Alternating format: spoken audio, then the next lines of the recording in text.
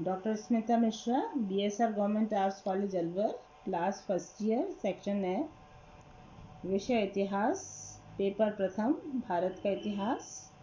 Topic आपका जैन धर्म चल रहा है और उसमें आज मैं जो पार्ट सेकंड में लेने जा रही हूँ वो जैन धर्म की शिक्षाएं हैं, या जिन्हें हम महावीर की शिक्षाएं कह सकते हैं।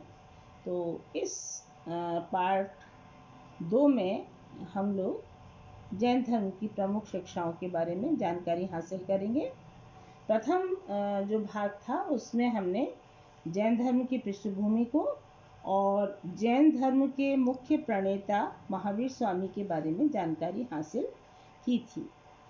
अब आता है कि जैन धर्म की शिक्षाओं की जानकारी के हमारे पास प्रमुख साधन क्या क्या हैं, कहाँ से हमें मिलती है ये जानकारी।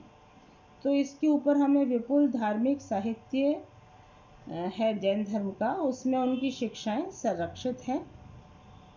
इनमें आगम साहित्य में 12 अंग, 12 उपांग, 10 प्रकीर्ण, 6 छेद सूत्र, 4 मूल सूत्र, नंदी सूत्र और 1 अनुयोग द्वार शामिल किए जाते हैं। लेकिन इन सब में जो प्रमुख शिक्षाएं जहाँ पर संकलित हैं वो 12 अंग हैं। तो हमें ये ध्यान देना चाहिए कि हमारे पास इसकी विपुल जानकारी है जिसमें उनका धार्मिक साहित्य संरक्षित है। अब आ जाता है अपना तीसरा बिंदु। हमने पृष्ठभूमि को समझा, उनकी जानकारी के प्रमुख साधन जाने। अब आता है जैन धर्म की प्रमुख शिक्षाएं। तो इसमें पहला आता है कि ये धर्म निवृत्ति मार्ग से जुड़ा हुआ है। जैन धर्म और बौद्ध धर्म दोनों धर्म निवृत्ति मार्ग हैं और दोनों की ही मुख्य समस्या क्या है? दुख और उससे छुटकारा पाना। तो ये निवृत्ति मूलक धर्म है, निवृत्ति मार्गी धर्म है। अब जैन धर्म की जो दार्शनिक संरचना है उसमें उन्होंने कौन कौन सी चीज़ों को एक्सेप्ट किया है, स्वीकार किया है। तो उसमें दूसरा बिंदु आता है निवृत्ति मार्ग के बाद जीव और अजीव।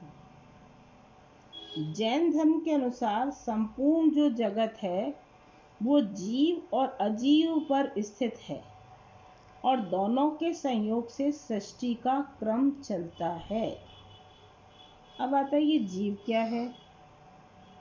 तो जीव का यदि मैं प्रमुख लक्षण जानना चाहूँ या आपको बताना चाहूँ तो वो क्या है? चेतना, कॉन्शियसनेस। जैन धर्म में जीव की अवधारणा वही है जो उपनिषदों में आत्मा की है। लेकिन दोनों में क्या अंतर है? उपनिषद जीव की एकात्मकता में विश्वास करते हैं कि सभी जीवों की जो आत्मा है वो एक है, जीव एक है। वहीं जैन धर्म अनंत जीवों की सत्ता को स्वीकार करते हैं। वो कहते हैं अलग अलग जो जीव हैं वो अलग अलग आत्माएं हैं। तो वो जैन धर्म अनंत जीवों की सत्ता को स्वीकार करता है।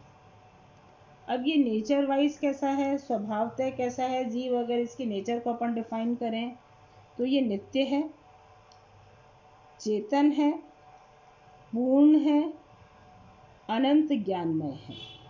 तो ये तो हुआ आपका जीव। अब आता है इसी के साथ जुड़ा हुआ अजीव। जितने भी पदार्थ संसार में चैतन्य से रहित हैं, जो जड़ पदार्थ हैं, उन्हें जैन धर्म में अजीव की श्रेणी में रखा गया है, संज्ञा दी गई है। फिर आता है इसके बाद कि जीव और अजीव से सृष्टि का क्रम चलता है। तो इस जीव और अजीव का बंधन कैसे होता है? तो तीसरा बिंदु है बंधन। अपने मूल रूप में जीव और अजीव दोनों एक दूसरे से स्वतंत्र हैं। बंधन का अर्थ है अजीव द्वारा जीव का आच्छादन या आवरण, यानी सरल शब्दों में कहूँ मैं तो दोनों का संयोग होना। तो ये हुआ बंधन। जब वो जीव को आच्छादित कर लेते हैं जड़ पदार्थ तो उनके संयोग से बंधन हो जाता है। फिर आता है चौथा बिंदु आश्रव। आश्रव का मतलब होता है बहना। अजीव के जीव की ओर चलने की प्रक्रिया को, क्या बताया मैंने, जो अजीव हैं, जड़ पदार्थ हैं, उनके जीव की ओर चलने की प्रक्रिया, चैतन्य पदार्थ की ओर चलने की प्रक्रिया को जैन धर्म में आश्रव कहा गया है।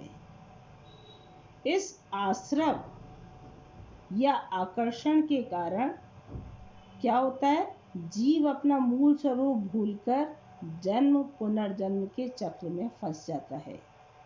यह बंध या बंधन है। फिर आता है पांचवा, संवर। जैन धर्म के अनुसार किए हुए कर्मों का फल भोगे बिना जीव का छुटकारा नहीं होता। जो हम कर्म कर रहे हैं उनका अगर हमने भोग नहीं किया, अच्छे बुरे जैसे भी हों, जीव का छुटकारा नहीं हो सकता। तो जैन धर्म के अनुसार मनुष्य को बंधन में डालने वाले 8 प्रकार के कर्म होते हैं। अतः मोक्ष प्राप्ति के लिए मनुष्य को अपने पुनर्जन्म के कर्म फलों का नाश करते हुए इस जन्म में किसी प्रकार के कर्म फल को संग्रहित न करें। मतलब दोनों चीजें हैं। अगर आपको मोक्ष प्राप्त करना है, क्या करें कि अपने पुनर्जन्म के कर्म फलों का तो नाश करें और इस जन्म में किसी प्रकार के नए कर्म फलों को संग्रहित न करें। नए कर्मों के आगमन की प्रक्रिया को रोकने को जैन धर्म में संवर कहा गया है। रोकना, कि हम कर्म तो करें लेकिन कामना से रहित होकर करें, तो ये क्या है, संवर। फिर आता है निर्जरा, छठा, कि पूर्व संचित जो कर्म है हमारे, ये तो उन्होंने क्या बताया था, जो वर्तमान में कर्म कर रहे हैं उसे तो रोकें हम, संवर हो गया। और जो पूर्व जन्म के संचित कर्म है हमारे, उनको क्या करें, उनका हम विनाश करें, उनको जला दें, निर्जरा, निर्जरा हो गए वो। और जो अंतिम इसका जो हिस्सा है वो है मोक्ष या निर्वाण। जब हम जीव अजीव के बारे में समझ गए, बंधन के बारे में समझ गए, आश्रव के बारे में समझ गए, संवर के बारे में समझ गए, निर्जरा के बारे में समझ गए, तो फिर मोक्ष या निर्वाण की स्थिति आती है। तो मोक्ष या निर्वाण की स्थिति हमें कब प्राप्त होती है, संवर और निर्जरा के माध्यम से, जब जीव कर्मों के फल से पूर्ण रूपेण मुक्त हो जाता है। यही मोक्ष या निर्वाण की स्थिति है। गीता में भी यही बात कही गई है कि कर्मों के फल से हमें बचना पड़ेगा। और ये स्थिति क्या होती है निर्वाण की या मोक्ष की, ये अनंत ज्ञान की स्थिति है, अनंत शांति की स्थिति है, और व्यक्ति अपने जीवन काल में इस मोक्ष को हासिल कर सकता है। तो विद्यार्थियों, ये जैन दर्शन की जो दार्शनिक आधार है उसके बारे में मैंने आपको जानकारी दी पार्ट 2 के अंदर। और इसी पर मैं आपका असाइनमेंट दे रही हूँ, होमवर्क दे रही हूँ आज का। जैन धर्म में जीवन से मोक्ष तक के विभिन्न 7 चरणों को समझाइए।